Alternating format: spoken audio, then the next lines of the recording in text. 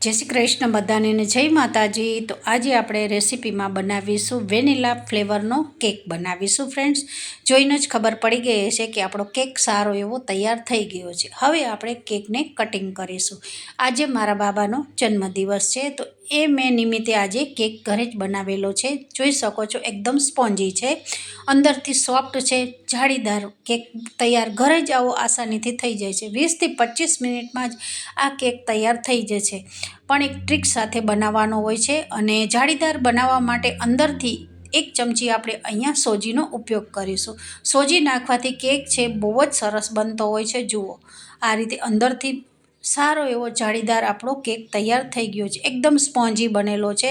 જે રીતે બજારનો કેક લાવતા હોય છે એને બી સાઈડમાં મૂકી દો, એવો સારો એવો કેક તૈયાર ઘરે થઈ જતો હોય છે। આ રીતે નાના નાના પીસ કરી અને એક બાઉલમાં ભરી દીધેલા છે। જુઓ, ચારે બાજુથી કેટલો સારો શેકાઈ ગયો છે। જરા બી કેક છે એ બિલકુલ કાચો નથી। તો જરૂરથી આ રેસીપીને ટ્રાય કરજો, સ્કીપ ના કરશો, લાસ્ટ તક જોશો તો તમને ખબર પડશે કે કેવી રીતે આ કેકને તૈયાર કરેલો છે।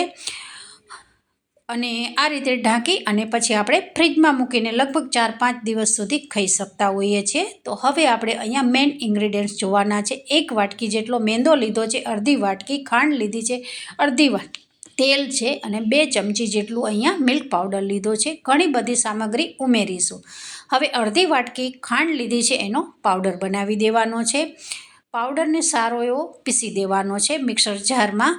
હવે આપણો પાવડર સારો એવો પીસાઈ ગયો છે, મતલબ એકદમ ઝીણો રાખવાનો છે, દરદરો નથી રાખવાનો, નતર આપણો કેકનો રિઝલ્ટ છે એ બિલકુલ સારું નહીં આવે। હવે આપણે અહીંયા બાઉલમાં કાઢી લેવાનો છે। હવે હું તમને અહીંયા માપ બતાવીશ। 1 વાટકી મેંદો છે એની સામે અડધી વાટકી ખાંડ લેવાનું છે। જેટલી ક્વોન્ટિટીમાં તમારે મેંદો લોટ હોય એના પ્રમાણમાં તમે બધી વસ્તુ અહીંયા ઉમેરી શકો છો। મેં મારા માપ પ્રમાણે બધી વસ્તુ લીધી છે। ત્યાર પછી કેક ટીનમાં આ રીતે થોડું ગ્રીસ કરી દેવાનું છે અને બટર પેપર લગાવી દેવાનું છે। બટર પેપર ના હોય તો એની જગ્યાએ તમે લોટને ડસ્ટ કરીને બી કેક બનાવી શકો છો। તો વિડીયો સ્કીપ ના કરશો। હવે આપણે અહીંયા એક બાઉલમાં જે દળેલી ખાંડ લીધી છે અને અડધી વાટકી જેટલું નોર્મલ તેલ લીધું છે। તેલ હંમેશા સિંગ તેલ નહીં લેવાનું ને સરસો નહીં લેવાનું। જે સુગંધવાળું તેલ હોય એ કેકમાં બિલકુલ સારું લાગતું નથી હોતું।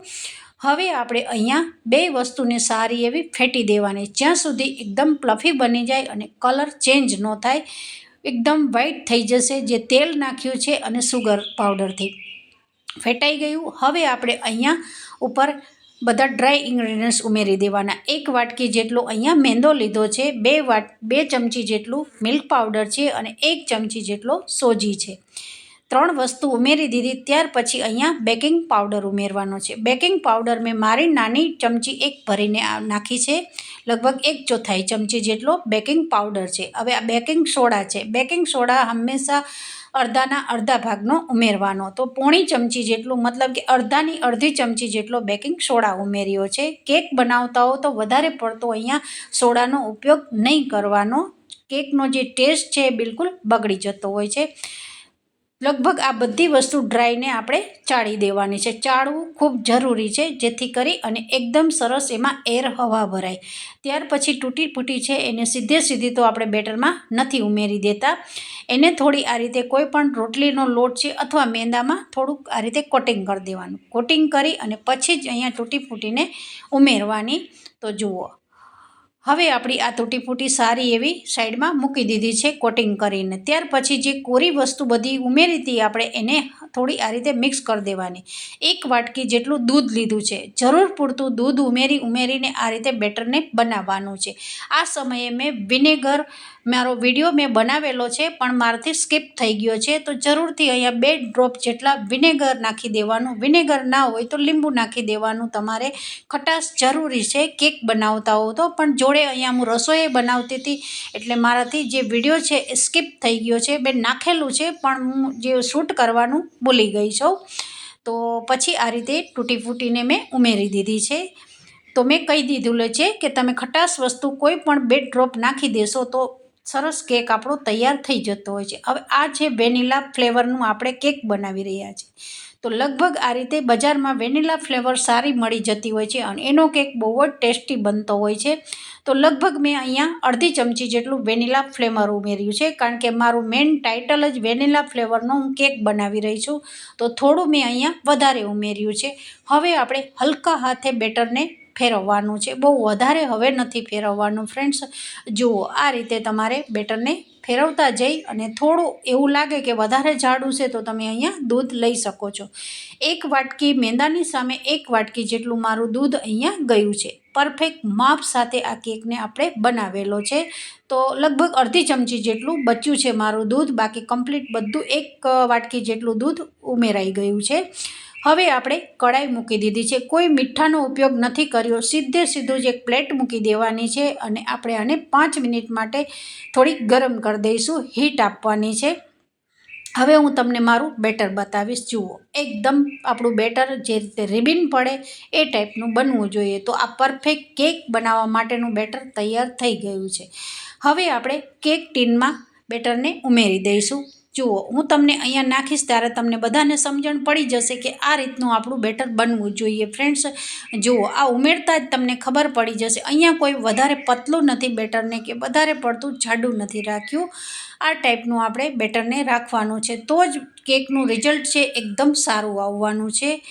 બાકી તમે જો કેક બનાવતા હો અને એક વસ્તુ બી અહીંયા તમે ચૂકી જાઓ તો એ તમારો કેક છે બિલકુલ સારો નથી બનતો। કેક બનાવતા હો તો એકદમ પરફેક્ટ માપ સાથે તમારે બધી વસ્તુને ફોલો કરવી પડે છે। તો કેક ટીનમાં આ રીતે બેટર ઉમેરી દીધે પછી થોડું ટેપ કરવાનું, ટેપ કરવાથી કેક છે એકદમ સરસ ફૂલી અને એમાં એર હવા ભરાશે, મતલબ અંદર હવા ભરાશે તો આપણો કેક છે એકદમ સરસ ફૂલેલો બનશે।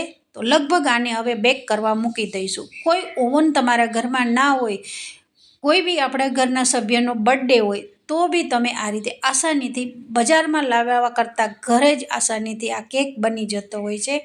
ઉપરથી થોડું તૂટી ફૂટીથી ગાર્નિશ કર્યું છે અને આ આપણું બેટર બની ગયું છે કેકનો।